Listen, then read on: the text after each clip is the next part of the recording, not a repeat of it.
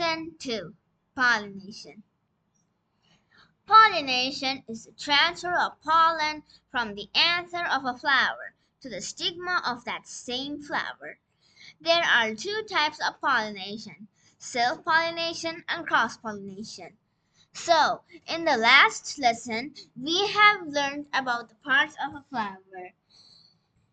Anther produces the pollen grains, and the stigma is the place where pollen lands during pollination. And there will be two types of pollination, self-pollination and cross-pollination. Let us see what are these two types of pollinations. Self-pollination occurs when the pollen from the anther lands on the stigma of the same flower or another flower on the same plant. So this means that the pollen from the anther will land to the stigma of the same flower, thus making it self-pollination. Cross-pollination is the transfer of pollen from the anther of one flower to the stigma of another flower on a different plant of the same species. So, this is the transfer of pollen from the anther of one flower to the stigma of another flower, but it's not on the same plant or the same flower, but it is of another flower on a different plant of the same species. Let us read a little more about cross-pollination. Cross-pollination requires at least one agent. The majority of the pollinators are from nature, such as wind and water, or animals, such as insects, bats, birds, and other animals.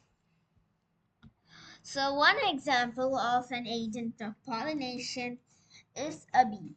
As you can see in this picture, it is collecting the pollen from the flower, that means from the anthers, and it will be transferring this pollen to the stigma. This is what happens in cross-pollination only. Examples of pollinating agents: bat, butterfly, birds, and bees. Let us now move on to the practice questions. Question 1. Write if true or false. A. A pollinating agent carries pollen. Answer: true. B. Pollen gets transferred from the stigma to the anther. Answer: false. Pollen gets transferred from the anther to the stigma.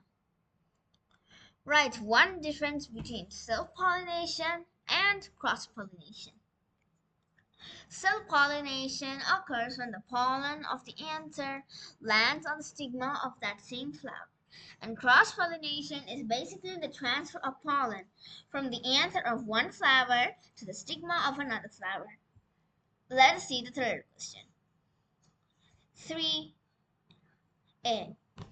How does a butterfly help in pollinating a lily flower? Answer: the butterfly will take the pollen from the anther of one flower to the stigma of another flower.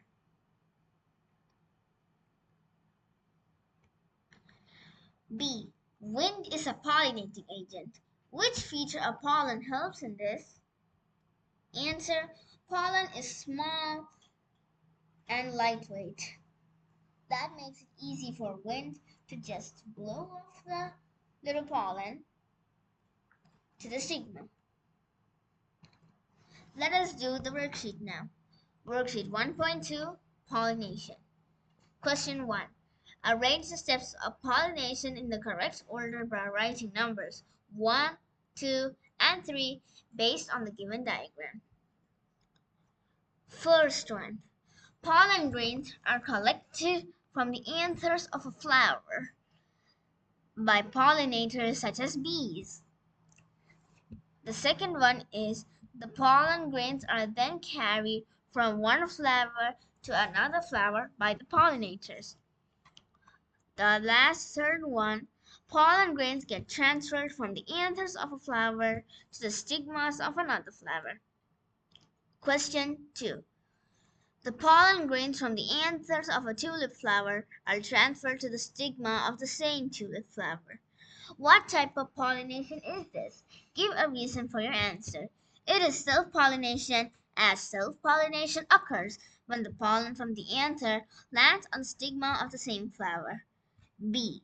Write one difference between self-pollination and cross-pollination. Self-pollination occurs when the pollen from the anther lands on the stigma of the same flower. Also, it does not need any agent.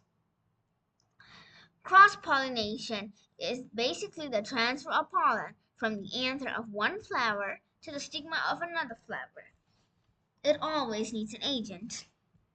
Name 3 types of pollinating agents. Answer: bee, bat, and bird. What do pollinating agents do? They help pollinate the flower in cross-pollination only. Thank you.